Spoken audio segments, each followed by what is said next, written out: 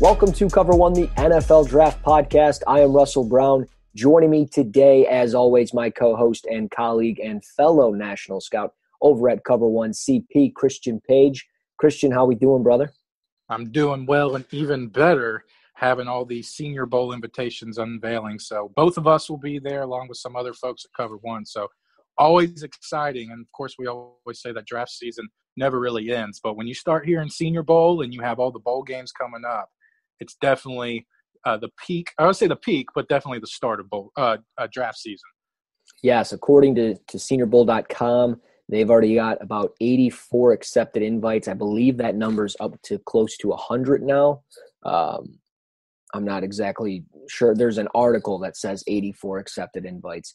I'm not going to go and look at the alphabetical order here and number them. There's no way. I'm not going to do that. But the list is long. So if you're looking to check out who is who and who's coming from what conference, what team, what position, check out seniorbowl.com. You also need to check out Thrive Fantasy. As always, our podcast is powered by Thrive Fantasy. You need to check it out. It's a new way to do and play daily fantasy sports. Thrive Fantasy is a new way with sport prop bets as you set your lineup. Rather than going through and setting a $50,000 budget, you get to go through and set your quarterback off of an over-under or a potential spread. Your running backs are the same way. It's a very fun way to do it, and the best thing is I can get you 10 additional bucks. All you have to do is follow what I'm telling you to do. Go to bit.ly, that's bit.ly/Russ NFL Draft, and you will get to deposit $10, and then they will match you $10. So there's the free $10 for you. You'll get $20 to spend. It's a great new way to play daily fantasy sports. It's a new way for you to thrive with Thrive Fantasy. So check it out today. So yes, Senior Bowl, the invitations have been accepted. The rosters are being set. We've even got some early players declaring for the draft, like Greedy Williams, A.J. Brown. I know there's a couple other ones that are in there. We are in full draft season mode now, and the regular season's over. So, we've got the Final Four set with the conference football playoff. I guess we'll start there for a quick moment. The four teams, Alabama, Clemson, Notre Dame, and Oklahoma. I would like to say that they got it right. Am I wrong for saying that? No, I think they 100% got it right. And I don't want to throw out the who deserved what card, but if you want to sit there and argue with Notre Dame, look, they went 12-0. Their schedule should have been a lot better. It was a lot better in the preseason. Those teams didn't pan out. The Florida State, Virginia Tech, Stanford, USC. But still, when Notre Dame's beating each opponent by a margin of victory of 17 points, you give them the edge. Notre Dame deserved to be in. And I'm glad Oklahoma got in. They avenged their loss versus Texas and now get to play against Alabama. Kyler Murray versus Tua Tagovailoa, give me that all day long, especially to see Oklahoma play a good defense with Kyler Murray and Hollywood Brown and the great offensive line Oklahoma has. I'm really looking forward to that game. Yes, and I agree with a lot of people expanding the playoff. I think that is in the works, no doubt about it. And, maybe it happens in 2 years. Maybe it happens in 5 years. I think the NCAA knows they have to expand it. We as fans, we know they've got to expand the playoff. I don't think it's going to jump to 8 teams or 16 teams or anything like that. I really think it's going to be a 16 playoff, and then they try something similar to the NFL of their format of how they have, 6 teams in the NFC, 6 teams in the AFC. And when you think about it, if they would have done that this year or would have been doing that, yes, sir, Alabama, Clemson, first-round buys. But then you would have had, matchups of Notre Dame, Ohio State as a 3 and 6 seed. That's money all day. People would love to watch that matchup, I think, especially in the Midwest, in my region specifically. And then you would have Georgia and Oklahoma as a 4 and 5 seed. And I think that would sell as well, just all over the country. And then, you would set up from there of who Alabama and Clemson would play. And I think with the time that you have between the bowl games and everything else, you could definitely set this up. Army and Navy, it's not like they're a primetime game this weekend, which they do play this weekend. And if you're not watching that, then you're a loser.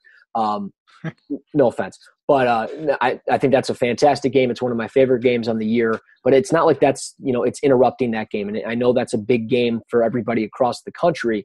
but it's not like those games would interrupt it and you could expand this playoff. I think 6 is the way to go, but they definitely got it right. I'm glad Georgia's not in it. I'm glad Ohio State's not in it. So the best 4 teams in the country are in it, and it's going to be a lot of fun. Do you have a prediction? I mean, is it Alabama like clear-cut favorite? Yeah. I mean, you look at the other team, and I think Oklahoma could give them some, troubles. And when we saw Georgia do it, they matched them physically, offense and defensively. But of course, for the second year in a row, Georgia blows a 2-possession lead, and quote unquote the backup quarterback beats them both times. So if you want to go with that narrative, but Alabama's shown, just being an SEC guy, they've shown some vulnerabilities, believe it or not, this year. They just haven't played a team that's good enough to expose them. Georgia did, but Georgia couldn't finish. So I think with these teams, the balance they are, Clemson or Notre Dame, I think they could somewhat expose Alabama. But at the end of the day, if you go with the best coach team, the most consistent team, and the best players, Alabama's your definite favorite. But I think Clemson showed that they can stay on par with Alabama, especially in Deshaun Watson years, so we can see if Lawrence, a quarterback, takes that next step.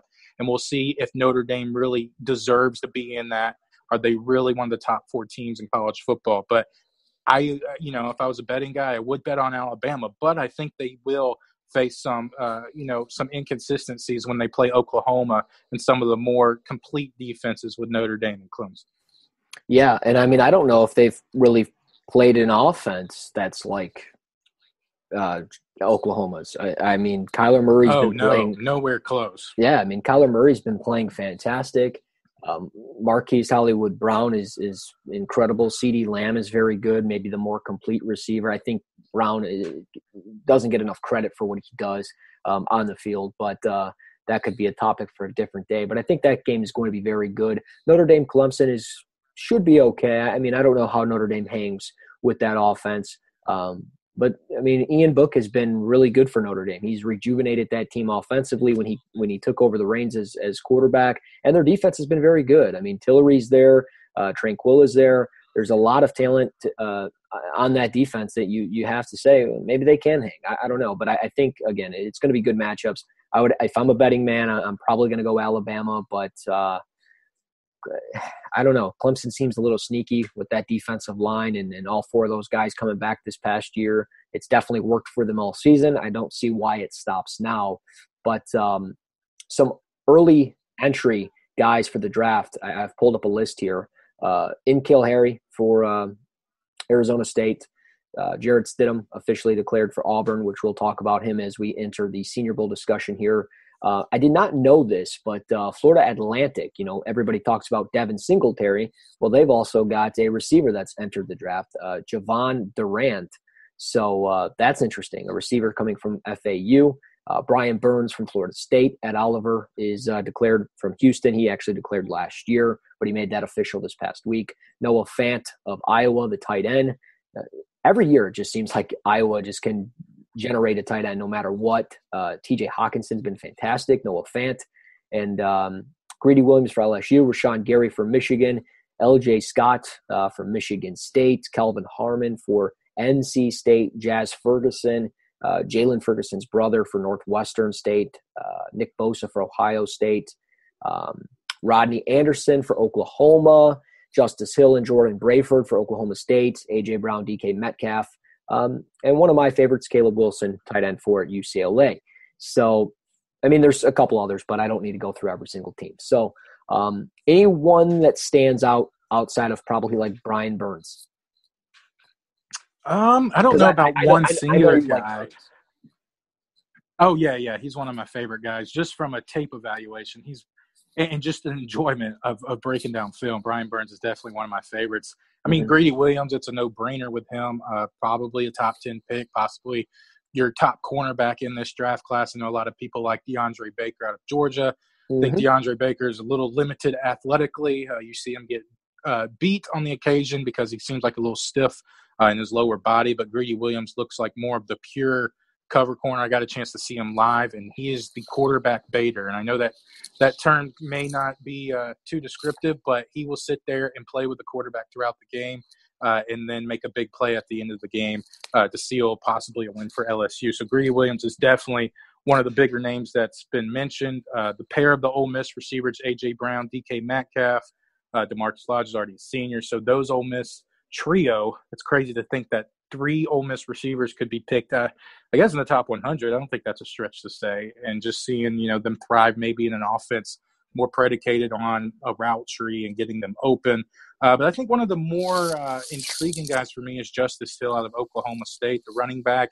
And I've said in previous podcasts that he is more of the speedster, the quick guy outside the tackles, but he can run in between the tackles. And I think you're going to see a lot of Christian McCaffrey breakdowns when a lot of people are like, well, can he win in between the tackles at the next level? Yeah. Well, you're seeing it right now. Christian McCaffrey is dominating in between the tackles, one of the more consistent and relevant running backs for the Carolina Panthers and all of the NFL right now. I think Justice Hill may not be as physical as a Christian McCaffrey, but definitely more of the dynamic playmaker that I think McCaffrey could be. So I like Hill declaring as Oklahoma State. It's kind of a sleeper. That's weird to say because he's, taken college football in the Big 12 by storm, but more of a sleeper in the running back class.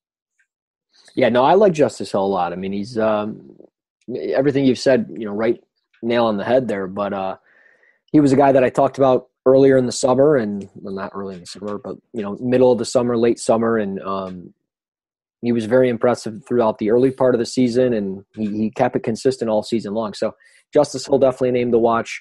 Rodney Anderson for sure is a name to watch out of Oklahoma and how he recovers from his injuries. So there's just a ton of guys already, and I mean this class is really starting to shape up, and I think a lot of it now is because of the quarterbacks, and I think it starts with the Senior Bowl and the quarterbacks that we have that are going to Mobile. And I think it's this just like a few weeks ago we talked about the quarterbacks. We're probably going to talk about the quarterbacks a handful of times between now and the draft anyways. But it's just getting more interesting as we get closer and closer to Mobile. And the quarterbacks that have accepted invites to the Senior Bowl, Ryan Finley, Will Grier, Trace McSorley, Gardner Minshew, Jared Stidham, Clayton Thorson. Drew Lock accepted his invite today, and there's apparently one more waiting in the wings. The speculation is that it's going to be Daniel Jones. I don't know if that's true or not, but I would assume it could be him. Maybe Manny Wilkins. That's really the only other quarterback that's coming to my mind. But, I mean, you now have the possibility of Dwayne Haskins as well because of Ohio State and Urban Meyer. Urban Meyer's talking about retiring, he is going to be retiring at the end of the year. After the Rose Bowl. So now this quarterback class went from a lot of question marks, and a few weeks back when we talked about him, we talked about Jared Stidham. He should probably stay. We talked about Daniel Jones. We think he'll probably stay. Dwayne Haskins we thought would probably stay. Or, really we'd boil it down to probably one out of those 3 names would be staying or going, and then the rest would be staying. Well, now we're sitting here and we've got, all 10 of them on the board. And they're probably all going to be going pro, and they're all going to be draftable prospects. How do we rank this with the 8 in the Senior Bowl, including, if you look at the rosters right now, I don't think Drew Lock is up there, but if you put him in there, you got 7 up there. How do we rank those 7? Yeah, and I think with the most recent, like you said, accepted invitation, I think Drew Lock tops all with the quarterbacks here. And each one of these quarterbacks have their own fair share of inconsistencies. I mean, you're not going to get a perfect quarterback prospect. And, if you did, then they would take the Senior Bowl by storm. And we've even seen some of the better quarterback prospects come through here, and they didn't play as well. But I think Drew Lock right now, you just seeing, if he can consistently hit the deep ball receiver. He played with great receivers, Emmanuel Hall, who is also going to be at the Senior Bowl. But Drew Lock, if mechanically he can, remain consistency, I like his lower body and his upper body. It stays in sync. If he can continue to, consistently use that, you'll see him sometimes just use more upper body throws than following through with his lower body. But I think he has the pure talent to be the best quarterback here. I think Will Grier at West Virginia is the second best quarterback in Mobile. Obviously some inconsistencies downfield and accuracies as well, but I feel like he has some of the clutch factor. When you need a big play, he makes it. He's proved that throughout the past couple of years at West Virginia. Kind of an underrated mobility outside the pocket and within the pocket. Always keeps his eyes downfield. I think number 3, we're looking at Ryan Finley, your guy to North Carolina State. He has the mechanics. He has the overall awareness that you want in an NFL quarterback. But, of course, like the other guys, he shows some inconsistencies and accuracies. But overall, I think he's a very solid quarterback. I think he could be one of the bigger risers in Mobile just based on giving his overall ability. Again, I like his arm. I think he can make every throw. Depends on who you talk to if they agree with that. And then number 4, I'm going to go with Jarrett Stidham, the guy out of Auburn, declaring early, but he did already graduate from Auburn in May, working on his master's degree right now. And talking about a guy that has the potential, and I hate to overuse that word, but when you look at a guy like Jarrett Stidham, mechanically he seems to be there, but it's inconsistency. Is his awareness always there? When the pocket breaks down, that's when you see the inconsistencies from Jarrett Stidham. But if you get him out of that Gus Malzahn offense at Auburn and get him in a pro-style system, I think Jarrett Stidham could really impress in a week like this where a lot of your raw talents and raw abilities really show up. And that's when you're looking for certain and, singular abilities at the quarterback and other positions. I think Jarrett Stidham could really thrive in this environment. When he gets into the games, that may be a different story, but I think over the week, Jarrett Stidham could really thrive. And then the rest of the guys, I think you kind of just all put them on the same level. Gardner Minshew out of Washington State, Clayton Thorson, Northwestern, Trace McSorley, Penn State. I don't really see any of those guys with long-term NFL futures, but the first 4, Drew Lock, Will Grier, Ryan Finley, Jarrett Stidham would be my top 4 quarterbacks at the moment. Everybody knows where I am with Ryan Finley. I don't think we need to reiterate that. I think everybody knows that I'm sitting here praying that he comes out and is playing fantastic in Mobile and at the Senior Bowl. I was excited as all hell when he accepted the invite, and it was perfect timing. I mean, I had an article in the queue ready to go about who he is. You guys can check that out on cover1.net, or you can check it out with the Cover One app. If you don't have that, well then you need to get on it because it's very simple. You go to your app store, you download Cover One, you just search, you find, you download, and you'll love it. It's fantastic. Make sure you get those push notifications so whenever Christian or myself we drop something, you get it right away. But yes, Ryan Finley, you guys know where I am with him, and it is a guy that I think has a lot of upside. If he has a very good week, he's going to push himself up draft boards. I think right now he's probably sitting between that 2 and 4 range, respectively, on everybody's quarterback board. I think Dwayne Haskins is probably the guy. I know, as we talk about the Senior Bowl, I want to take a moment and just talk about Dwayne Haskins. The guy's been very impressive the last 3 or 4 weeks. Statistically, the things that he's been doing, the way he's been able to read defenses, there are times that he stares down receivers. There are times that he has cement blocks for feet, and he doesn't move in the pocket at all. There are times, though, that he can get out of the pocket and make plays with his feet. And I like that he's not doing it consistently because that it's there. I like that he's trying to build in-game and almost like practicing during games of just standing in the pocket and going through progressions and trying to find an open guy. And granted, a lot of the stuff that he was doing, these quick passes, these crossing patterns, but that's part of the NFL. Tom Brady does it all the time. Dwayne Haskins can do that as well at the next level, and I think he's definitely put himself up plenty of draft boards. He could very well be the top quarterback when this is all said and done. Justin Herbert as well. And then, of course, like Daniel Jones, he's got a lot of pro-style traits that teams are going to love, and he's got the big arm. He's just got to become more consistent with it, but he's athletic as all hell, and he runs a ton of NFL concepts at Duke, from the RPOs to an inside zone that they base their entire offense out of. They love to throw the ball vertical, but they can do plenty of things like slant patterns, design screens, isolation passes at the top, wherever. And Daniel Jones is a big piece and part of that. And I think, as we get closer and closer, we're going to find out if he's really going to go or not. But he will join that list, and I think that will be, the list that you say, the 4 guys, add Daniel Jones in there, and I think we're in agreement with the 5 guys. Will Grier is a guy that I'm going to be paying attention to very closely, and a lot of it's going to be because what's he going to do outside of West Virginia's offense, but also if David Sills isn't on his team, how does he look throwing to a guy not David Sills? Because I like David Sills actually a lot, probably a lot more than just the average Joe. I think what he does in the red zone, I think the way he high points, he's not the silkiest route runner. He's not, anything along those lines, but I think he's got to roll at the next level. And I think it's probably more of that possession, more of that red zone guy. But I think he could fall under the radar a little bit like Juju Smith-Schuster did for Pittsburgh. And I think he could solidify himself a role. I'm not saying he's Juju Smith-Schuster. I mean, I think we both know that we would take Juju over David Sills. But I'm just very intrigued with Will Grier and where he's at in his development, because he's been at West Virginia a while. He's played at a high level for a while. And it just, I'm intrigued. So Trace McSorley, not too much. Gardner Minshew, I'm not really up on the whole mustache bandwagon here. It's interesting. He's got a really nice release. He throws the ball very quick.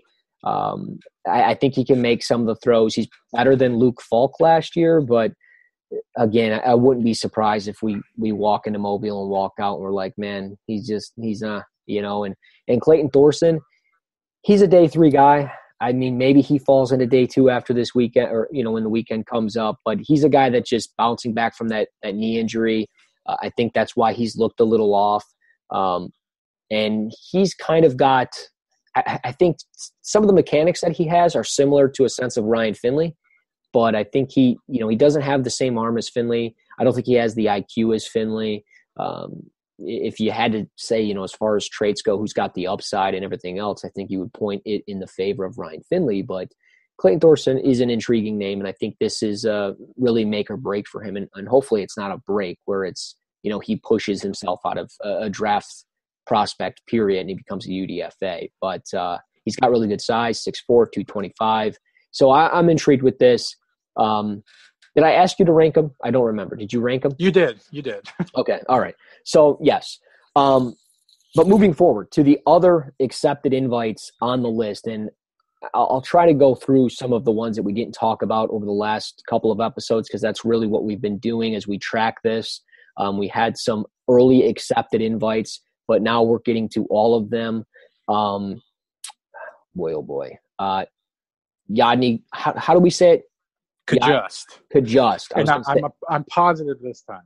Okay. So he is officially accepted. That is fantastic. I'm very excited for these one-on-one drills, from Yadni to Garrett Bradbury.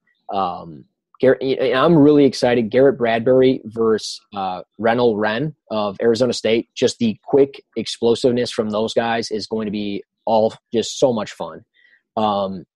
You add Chase Winovich to the list. He's coming down from Michigan, who, I mean, to be honest, I was a little shocked to see him on here. I don't think he needs to go, but he's going to go, and I respect that. This guy is just a gamer. He is a grinder. I love just everything about Chase Winovich, even though he went to Michigan. Dexter Williams, running back out of Notre Dame. The entire Kentucky secondary is there, and I'm assuming you might be able to elaborate a little bit about them. Yeah, there's a Kentucky guy they left off too, but we'll get to that in a second. Well, I mean, what do you think about it? I mean, Kentucky just in general, the defensive backs, we get Josh Allen. I mean, this at one point was a top 10 team in the country. I think they're still in the top 15, maybe the top 20. But regardless, I mean, 3 or 4 defensive players coming in. And, I mean, Kentucky could have a great week at the Senior Bowl. Yeah, definitely. I mean, 4 guys right now.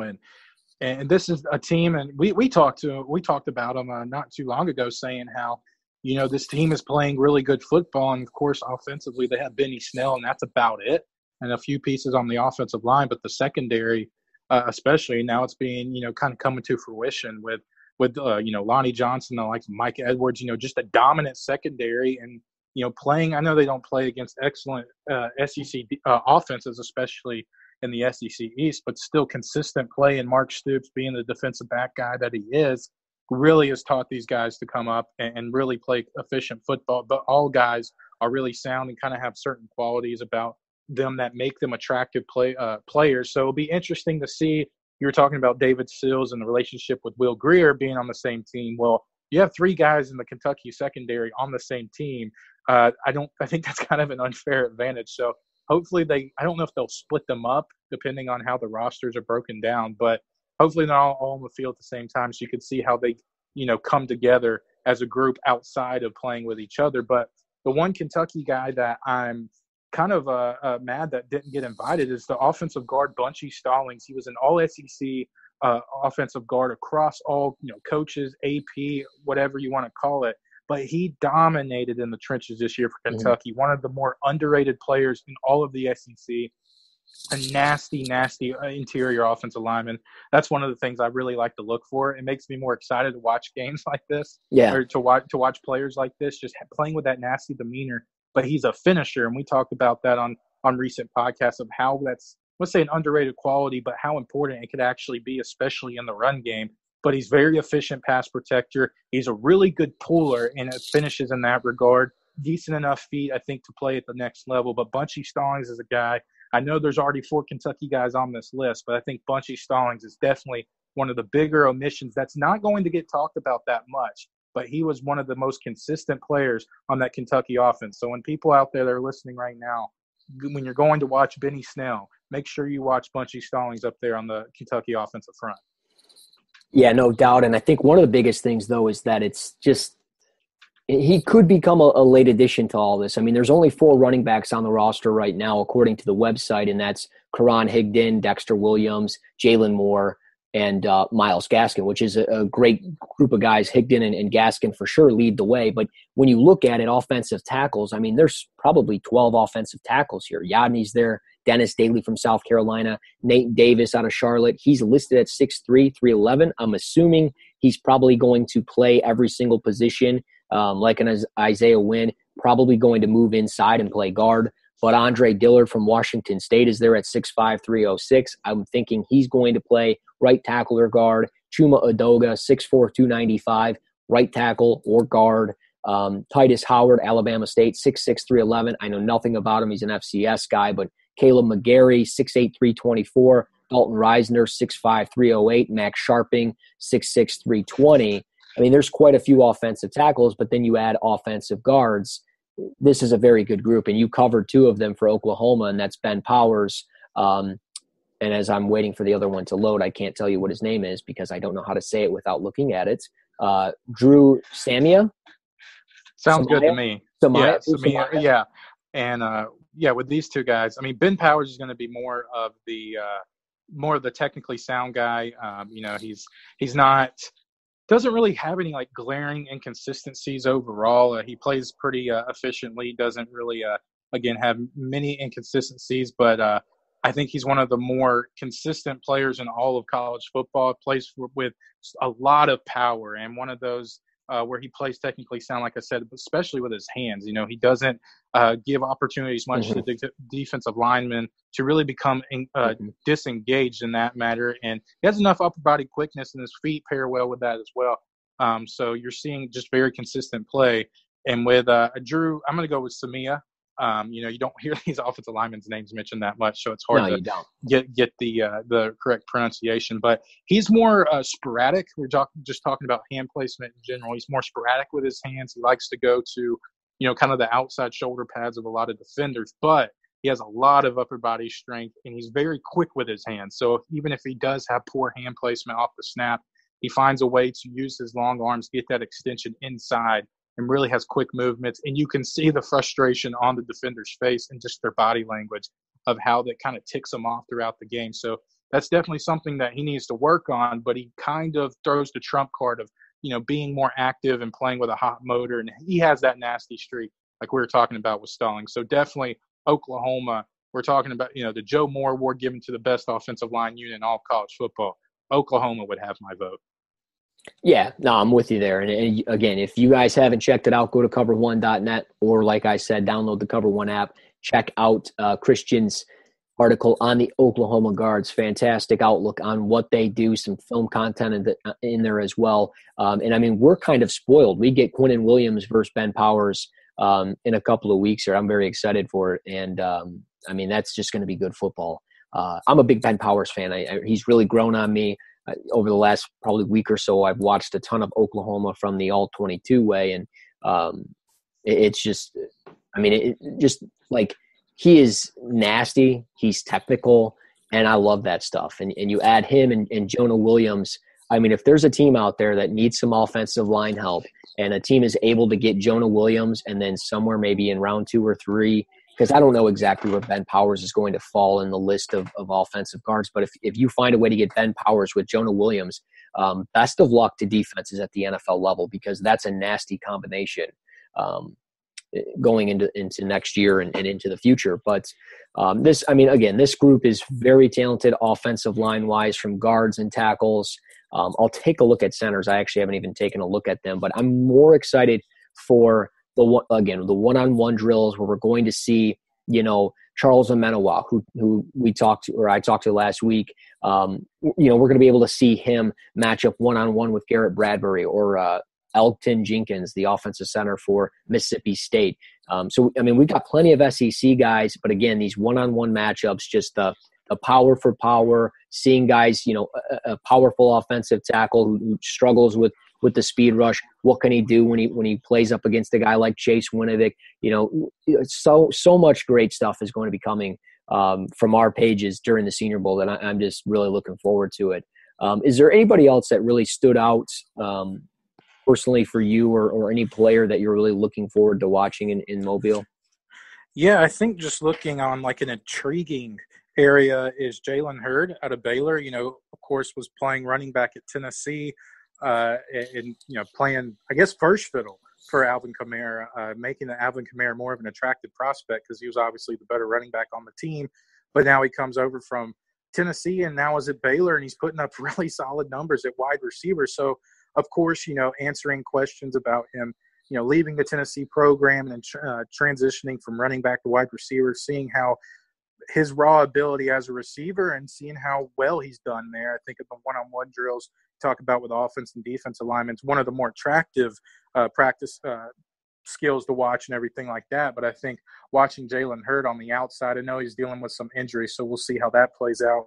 But and then talking about Josh Oliver, the San Jose State tight end, really athletic guy, and I know tight ends this year may not be as attractive as they've been in years past, but I think there's just a lot of raw ability in this group. Mack from Notre Dame's another guy that I think embodies a lot of athleticism. So, of course, we don't sit there and watch, how good of a blocker they are, but I think just watching the raw athleticism and just their hands, and you're seeing, of course, tight ends every single week show up of, 7th round, 6th round draft picks show up and make big plays in the NFL. So I think these two guys could be attractive pieces to an NFL offense. And then Isaiah Johnson, the Houston cornerback, 6'3", 6'4", that's always an attractive trait. So you just, with that length comes, well, how good are his feet? How, smooth is he in transitioning? So I think those are some guys that I'm definitely intrigued to watch to see how they match up in one-on-one drills.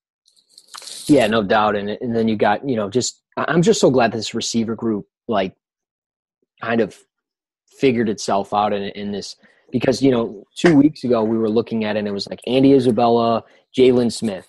Nothing against those guys, but I needed more, and they got more. And they're, Emmanuel Hall, great vertical threat for Missouri.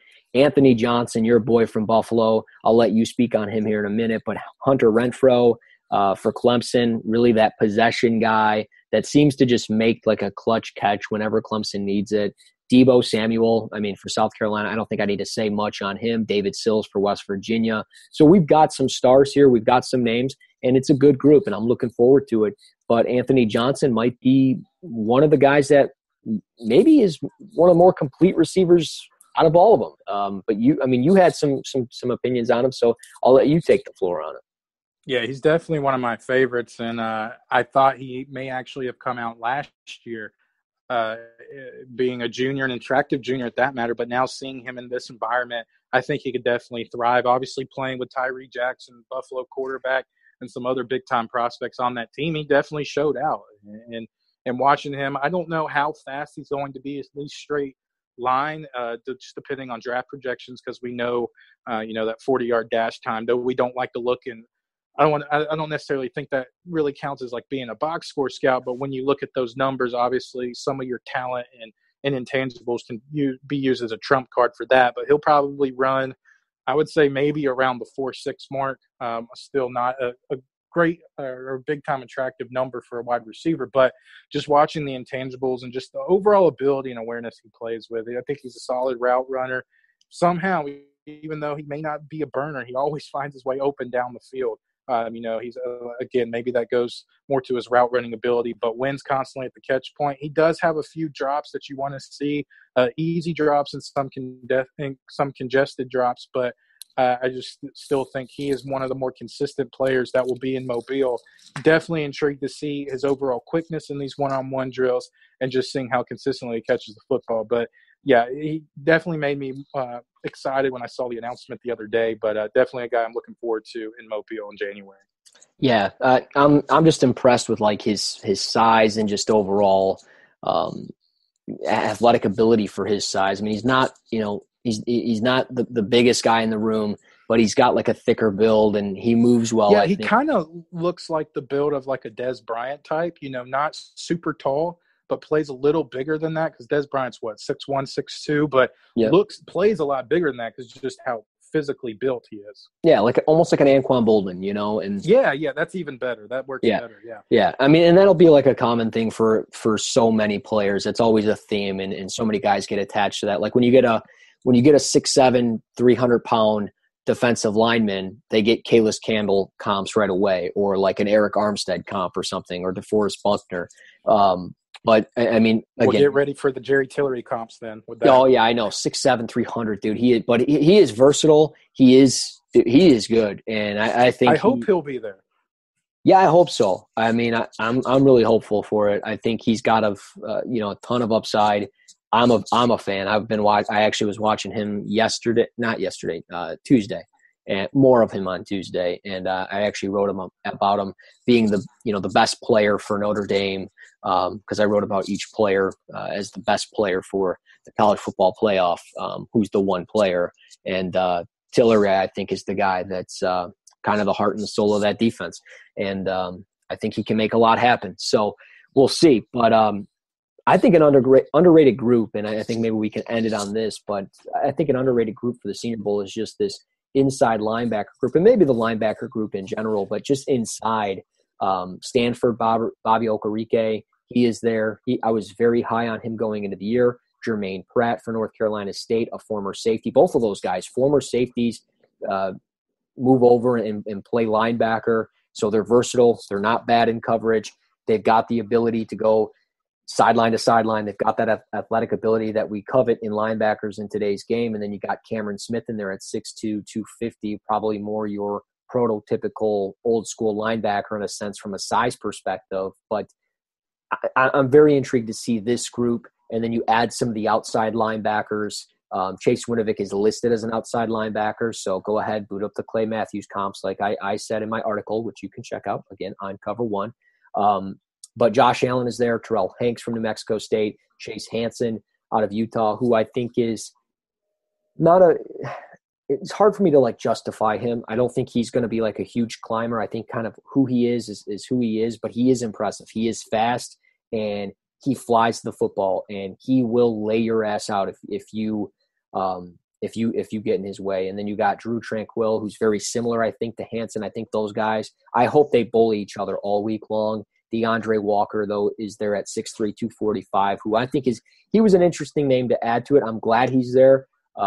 He took it and filled in for Lorenzo Carter this year. Obviously doesn't have the length as Carter or the explosiveness and really just the overall ability, but he has got, some power behind him for 245, and I think he does a good job consistently creating separation and sustaining his gap and controlling that outside. So I think he's got some upside to him for Georgia, and I think, again, this linebacker group is going to be impressive, and I think it's going to turn some heads when we get down there.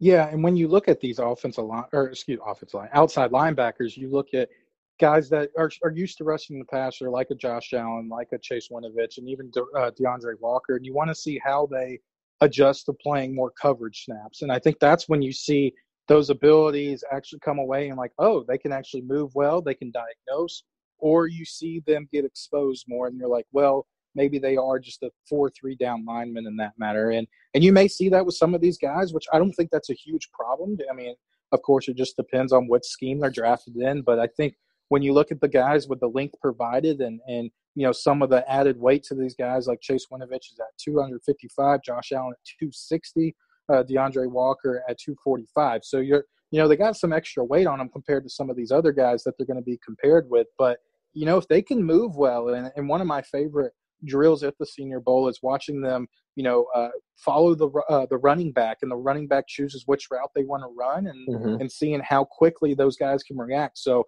I think that's one of the bigger things, and it's not really the edge rusher buck position that you want to label them as, but if they can be very consistent in coverage snaps here, they don't have to be perfect. As long as you see the ability, I think you can kind of check some boxes with them. So that's what really intrigues me with most of the linebacker groups, because And I don't want to sound like, that kind of scout or anything, but watching the linebackers throughout the practice week is not the most entertaining thing.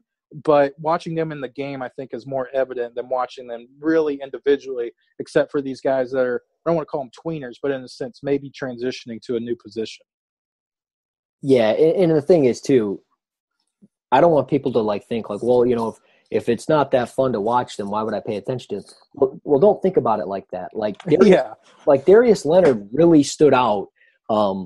Absolutely. When he was down there, and I'll never forget it. I mean, Ito Smith ran a wheel route, and Ito Smith has really taken over the backfield for Atlanta with all the injuries and just Tevin Coleman becoming a disappointment for the Falcons. But Ito Smith was running that wheel route, and I'll always remember this. Darius Leonard was just in his hip pocket and going step for step, and the pass was perfectly defended. There was nothing the quarterback could do, and Darius Leonard, I think, just running those drills alone solidified himself in the top 50 discussion, solidified himself in the second round. I think he went 37th overall or whatever he did. And, to be able to do that. So that stuff stands out, especially when you're athletic. And guys like Tranquill, guys like Chase Hansen, they're going to do those things. They're going to stand out. But don't be surprised if a Jermaine Pratt and, a potential Cameron Smith and stuff like that, if they stand out and they do the same thing. So it's going to be a lot of fun. I'm looking forward to that linebacker group. I think it's probably the most underrated group out of the entire thing. But I know you're going to be working on the Senior Bowl piece here over the next 24 hours to 48 hours. Don't need to put any pressure on you. But next couple of days, you're going to be putting that together, and it's going to be some Senior Bowl stuff, right? Yeah, definitely. And just break down some of the top prospects.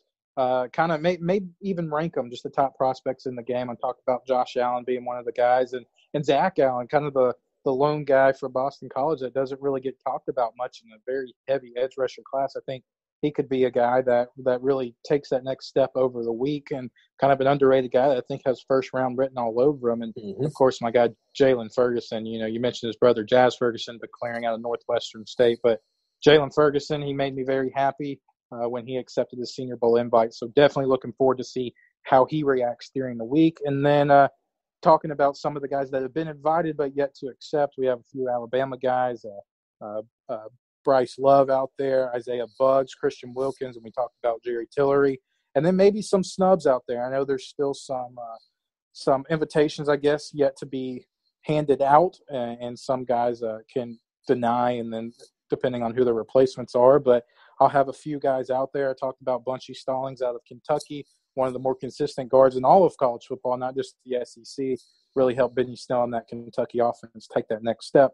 And then talking about some of the most intriguing guys that I think talked about Jalen Hurd transitioning from running back to wide receiver at Baylor, and some other guys out there. So definitely, yeah, I think that's going to go out Saturday morning. So with only Army-Navy being on the college football slate on that day, you'll have plenty of time, and you'll actually be able to sit down and watch instead of really hone in on some of those 11 or 12 o'clock games there. So definitely look out for that on Saturday morning. Guys, you know what to do. Follow Christian at _Christian page on Twitter. Download the Cover One app. Be sure to subscribe to us here on Spreaker.com. Rate, comment, subscribe, download the Spreaker app. You have to check out this piece coming from Christian regarding the Senior Bowl prospects. We're going to keep you covered on everything Senior Bowl between now and through the Senior Bowl. Also other NFL draft stuff. I promise every episode won't be strictly directed to the Senior Bowl, but because it's so fresh and we haven't had a chance to talk about it from yesterday, we wanted to talk about it today. And guys, we're looking forward to Mobile, getting a chance to talk with guys and players and prospects, and just breaking it down and putting it out on Spreaker.com for you guys. But the best way for you to take care of everything and follow up with it is by rating, subscribing, and commenting on the podcast. So make sure you are a member of our podcast on Spreaker.com. So for Christian, I'm Russell Brown. This is Cover One, the NFL Draft Podcast.